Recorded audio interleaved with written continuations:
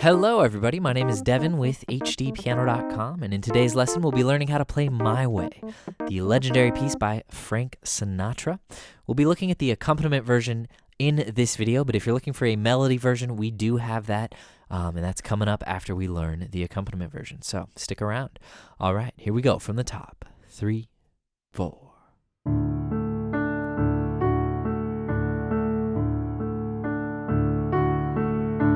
Here's the verse.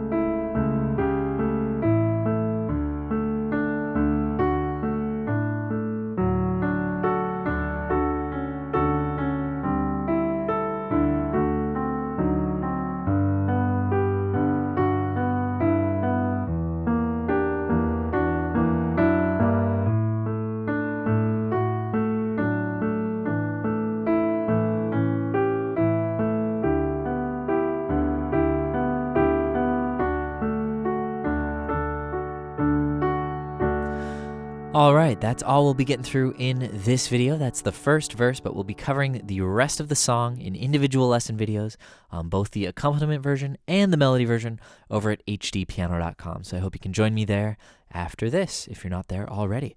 All right, before I dive in, just a quick question. I've always thought of this song as a Frank Sinatra song, but I was surprised to see a particular household name in the songwriting credits, and this person is rumored to have never actually written a song in their life, but they would often leverage their fame for a writing credit. And they do have a recording of this, and it is quite famous, but not quite as famous as the Sinatra recording. My question is, do you know who that is? And do you associate this song with Sinatra or anybody else? Comment below, because it was a surprise to me. Okay, well, we're in the key of D major. I suggest you are familiar with that scale because for the most part, it is a jazzy piece, so we're going to be, not just sticking to those 7 notes, but that is the core of what we're doing. All right, so that's D major. We have an F sharp and a C sharp in this key signature. And how fitting that our intro is just 2 measures of D major. We're going to see this pattern a lot in this first verse. So check out the left hand. 1 and 2 and 3, 4, and again. 1 and 2 and 3, 4. That pattern in the left hand is very much the driving force of the first, the second verse, and we see it again kind of in the later chorus, etc. Now in the right hand, we're arpeggiating, and you can hear this faintly on the recording. A, D, A, F sharp, A, D, A. So middle C is right here, so we're pretty low on the keyboard. Now, what's going on here is this pattern with this chord here: bottom, middle, bottom, top, bottom, middle, bottom, bottom, middle, bottom, top, bottom, middle, bottom. So I'll be showing you the chords, and you'll find that if you know the chords, then you can just apply that pattern and you'll suddenly have that measure figured out. So the first 2 measures are just that simple left hand drone with the right hand chords.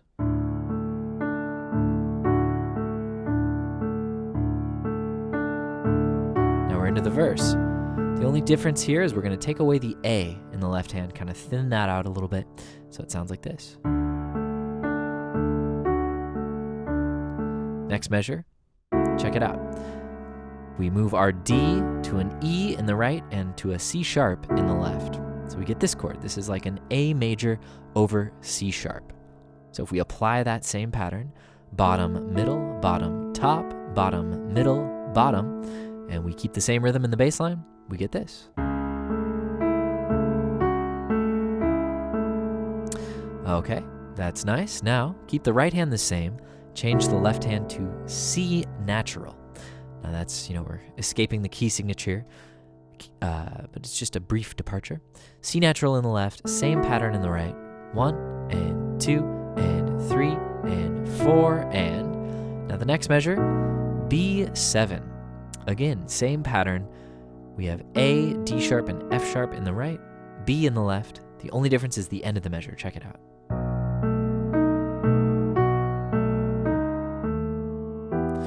walk up to E. B, C sharp, D sharp, E. All right, so let's examine those 4 measures. What just happened? Well, I think what makes this such a classic harmonic progression is what's called a line cliche.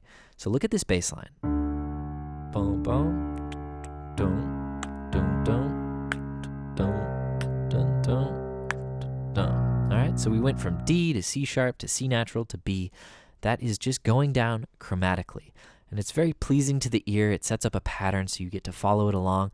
And then when we get to this B, well, it becomes B7, and that's the 5 chord of E minor. So it kind of creates this nice resolution to what is the 2 chord in the actual key signature of the song. And then we start up with another line cliche. So let's go through those 4 measures one more time, nice and slow. And just remember, same pattern in the right hand with some minor variations. 3 and 4 and.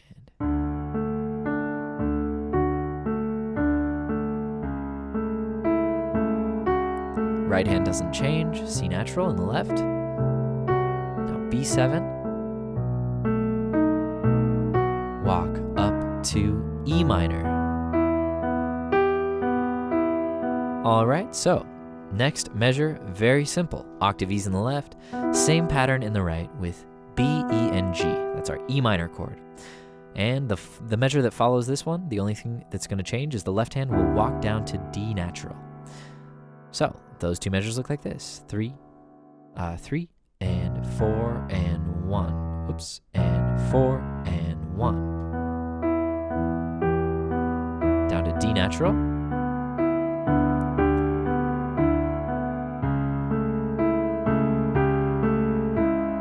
All right, so this measure, same pattern, but just different chord. We have A7 over C sharp. So C sharp in the left, A, E, and G is our chord in the right. Now on beat 4, we're gonna jump down to a quick A.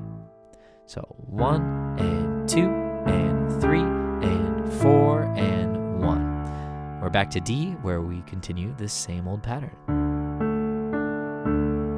with a quick A here in the left. All right, so we made it through those first 8 measures pretty quickly because they're very pattern based, a lot of repetition going on. And if you noticed, that second 4 measure grouping is another line cliche. E to D to C sharp, briefly down to A and then back to D. It's a little shorter than the first one, but we get that same sense of kind of like, oh, it's falling, oh, it's coming, oh, and we're back, right? There's a nice predictableness to it that is very comforting. So 8 measures in the bag, let's move on.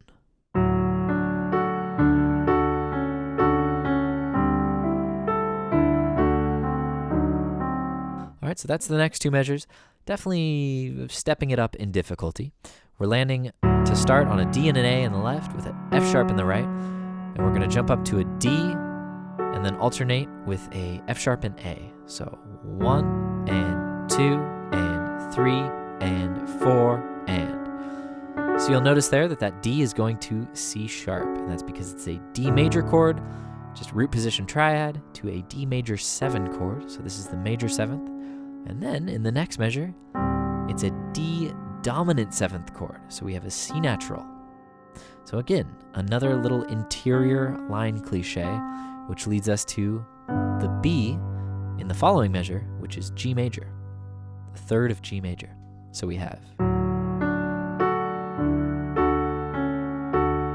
we're gonna land here on G and C natural, E, A and F sharp, C, F sharp and E flat, C. And that's a brief D7 flat 9, creates a little tension, which pulls us back into G major, the 4 chord in the key of D major. So those 2 measures one more time. Right hand, or rather left hand doesn't change. And then we go to G major, G and D in the left, same pattern applies here. And the right hand. All right, so we're just alternating between B and a top note. And that top note is G, F sharp, E. So again, another little interior line cliche, a beautiful kind of downward motion from G major to G major 7 to G6.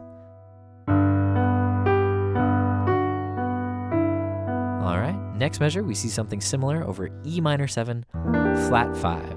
Octave E's in the left, and we have B flat alternating with D and the top note, which is G, then F sharp, then E. So same, it has a very similar sound from G to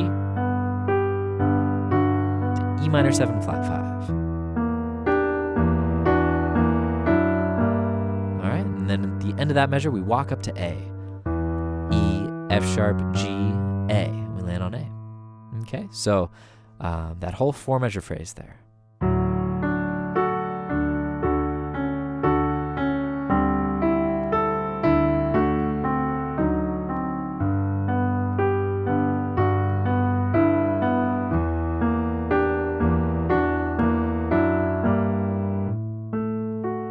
Beautiful, isn't it?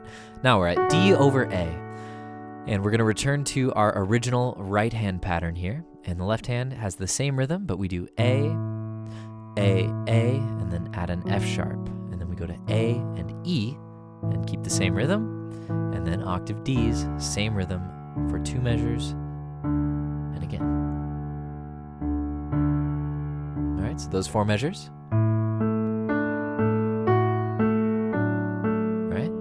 Know that right hand pattern very well at this point.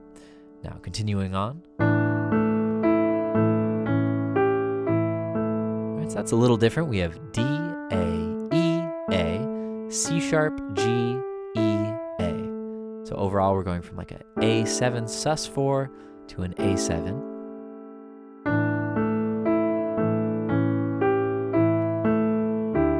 And now we land on E minor over D. We know the left hand, very simple, and the right hand is just alternating between the top 2 notes of our E minor chord. So we have B, E, and G. So we're just alternating with that B. And then we switch to D major. And then we're into verse 2, which I'll be covering in the next video. That final measure, D and F sharp, A, F sharp, D, and then D and A, F sharp, D and A, F sharp. Okay, I'm going to go ahead and play it down for you guys one more time from the top of the verse, nice and slow.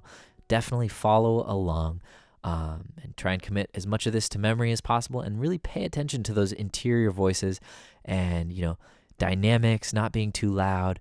If anything's going to come out, you want it to be those inner voices. You don't want to bash the bass line or hit the repetitive notes too strongly. That can become very distracting. So nice and gentle. Here we go from the verse. 3 and 4 and.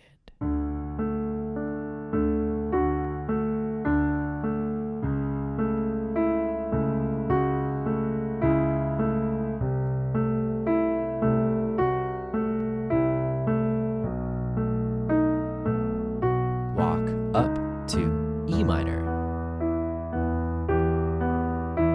over D, A7 over C sharp, down to A, up to D.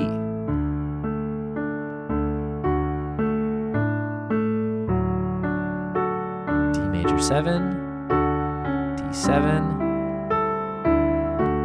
the flat 9, G. E minor 7, flat 5.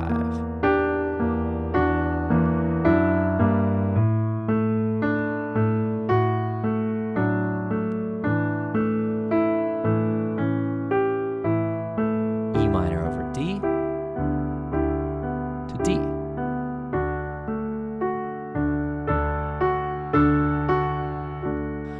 All right.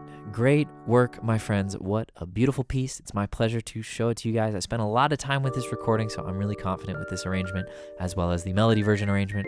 So I hope to see you guys over at HDpiano to learn the rest. While I have you here, please like and subscribe on YouTube and follow us across social media so that you know what we've got coming your way. My name is Devin with HDpiano.com. We'll talk to you guys soon.